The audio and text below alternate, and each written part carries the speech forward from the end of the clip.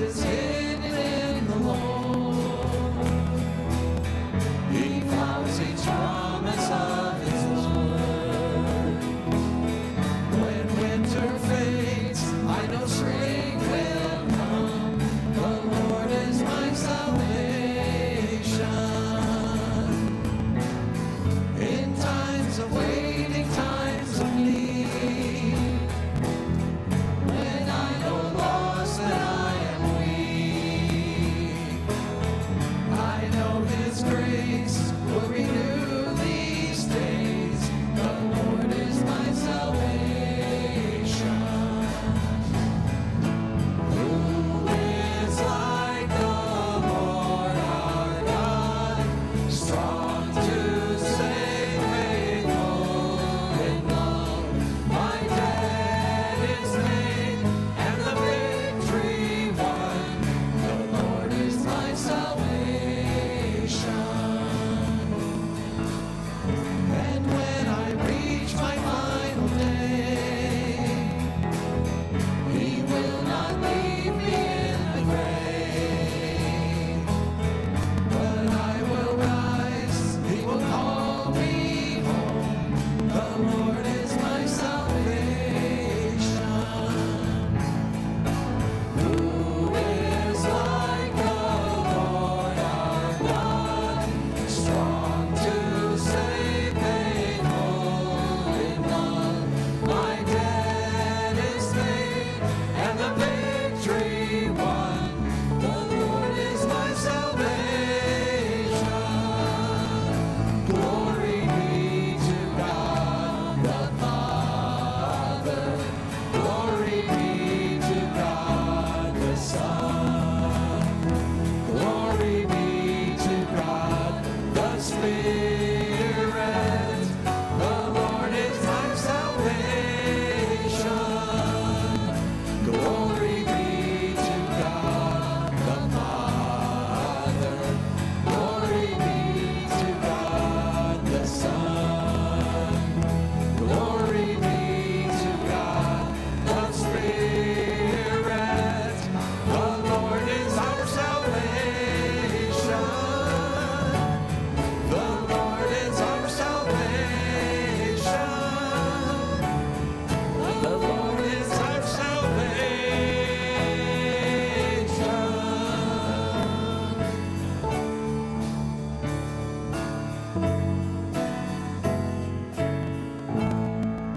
Thank you. You may be seated.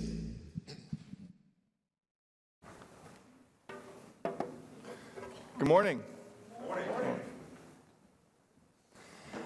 So if you've been with us last few weeks, we've been going through this sermon series called Once Upon a Time and going through the scripture passages or the stories of the Bible, especially the Old Testament, that we may give to kids or we teach in Sunday school, or things that we maybe just kind of gloss over and not focus on some of the little details. And so, we've talked about everything from creation to the Tower of Babel to Noah's Ark. We've talked about Cain and Abel. I'm kind of just jumping around. We've told a lot of stories. We've told a lot of these, again, these stories that we give to our children, our Sunday schools, or that we just kind of, again, gloss over without really thinking about some of those little details, or what is God speaking to us rather than just reading a story. And so the last few weeks we've been going through Joseph. Now Moses gives Joseph more attention when he writes the book of Genesis than any other person, more than Noah, more than Isaac, more than Jacob. Now Jacob's still kind of in this story with Joseph, but Joseph is the key person. He's the main character in this story. And we've talked about the last few weeks on how we need to be faithful even when life seems to be unfair. Now Joseph had this life that he was loved by his father. He was given this fancy robe, but then sold into slavery, sold to these traders, brought into slavery into Egypt. He then was thrown into prison.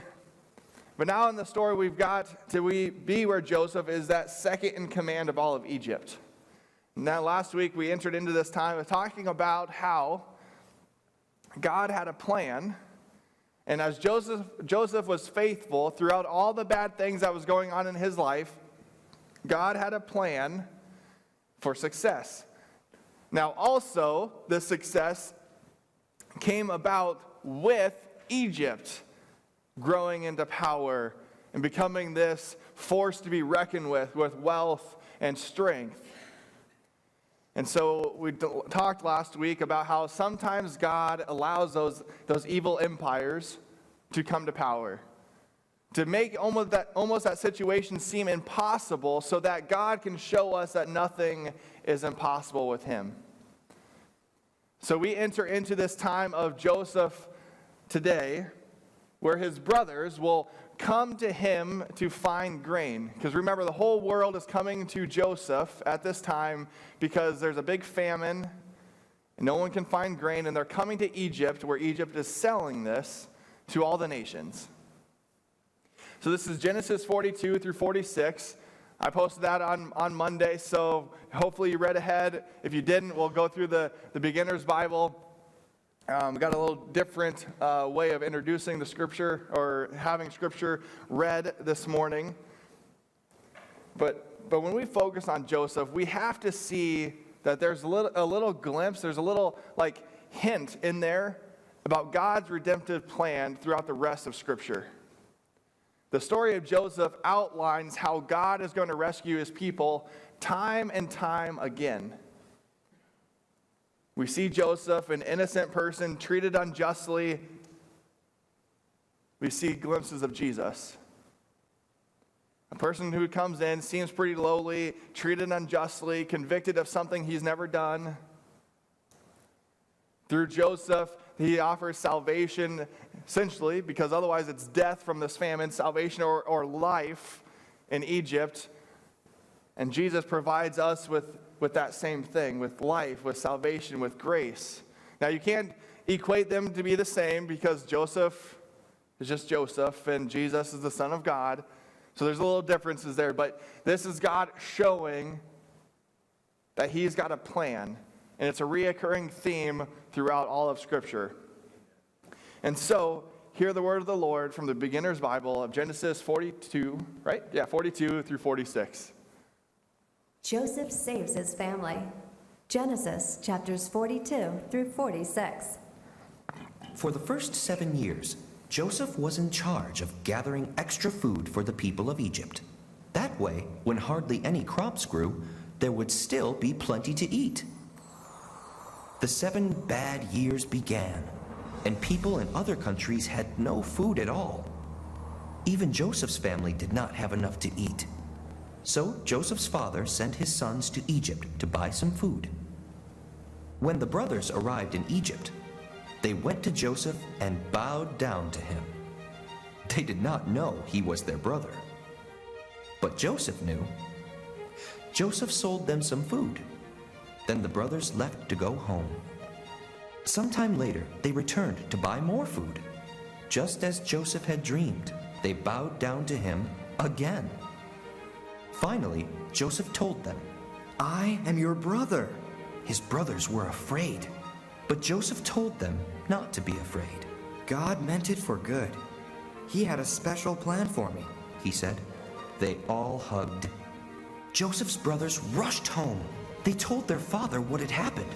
Jacob was so happy to hear that Joseph was alive.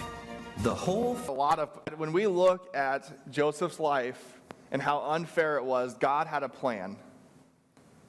When Joseph was told to Jacob that died by this wild animal, Jacob was heartbroken. Joseph was his favorite son from his favorite wife. He was heartbroken. Now, there's a lot of other things in here. We've talked about, again, how we need to be faithful through times that just, again, seem unfair. It seems like the world is just surrounding us with things that just, the brokenness, I guess, of sin. There seems to be no hope. That we just need to be faithful. And it's hard, but we need to be faithful. God has a plan. And we talked about, again, last week, focusing on, despite what happens in the world around us, as long as we are faithful to God, God will work for his good. This week we're focusing on God's timing. This week we focus on how God's timing is perfect. So roughly from the age that Joseph was, about 17 when he was sold into slavery, this is 22 years later that his brothers are sent to Egypt to buy grain. 22 years. Remember, there are like 12 brothers, and so give or take time frame of how long or how old his older brothers would be. Let's say they're, 20s or 30s. In 22 years, you don't change a whole lot then, but from 17 to like 39, change a lot. And so his brothers show up after Jacob, who realized that they could not feed their family anymore or feed the people of God. They send them to Egypt to get grain. Now, Joseph is running like this multi-location operation of selling grain, this location business. And so, for some reason, there's some sarcasm in there. For some reason, Joseph is at that one location. He's second in command, remember, second in command of all of Egypt, and he is out selling grain at this outside location when his brothers show up. Again, this is just one of those times where we see the fingerprints of God working even through the littlest of things. Joseph is there when his brothers show up. Almighty, powerful Joseph selling grain. His brothers show up and they see him, and they back then have interpreters between Hebrew and the Egyptians, different languages, and so he hears them speak Hebrew. He recognizes them. They don't recognize Joseph. I don't know if you saw in the video, Joseph's brothers had full beard. They were bound down to him, and Joseph was in fancy robes again. Remember, his father had given him fancy robes. Now he's in kind of a royalty garb because he is, again, second in command. He's clean shaven, though. He looks like an Egyptian. He talks Egyptian. He's different. They don't recognize him. They all bow down to him. What they don't say in the beginner's Bible is that Joseph accuses them of being spies. It's a fun little back and forth. Well, we're not spies. We swear to you. Joseph says, no, your guys are spies. They say, no, we're not spies. Joseph says, no, you're spies. And they plead again, no, we're not spies. And Joseph says, no, you're spies. He's kind of getting under their skin. They're afraid. They've come here to find food because they know that if they return without it, it's like a death sentence. They need this food to survive. They're relying on a foreign power to survive. Hear that out. Remember, these are God's people. Where's their faith? Down to a at him. And Joseph sits there and says, for me to show that prestige of being, again, second in command. And so they were worried. Can anyone answer me why Joseph didn't tell them that he was their brother right there? Come on. He wanted to test them and see. I'm looking for a different answer.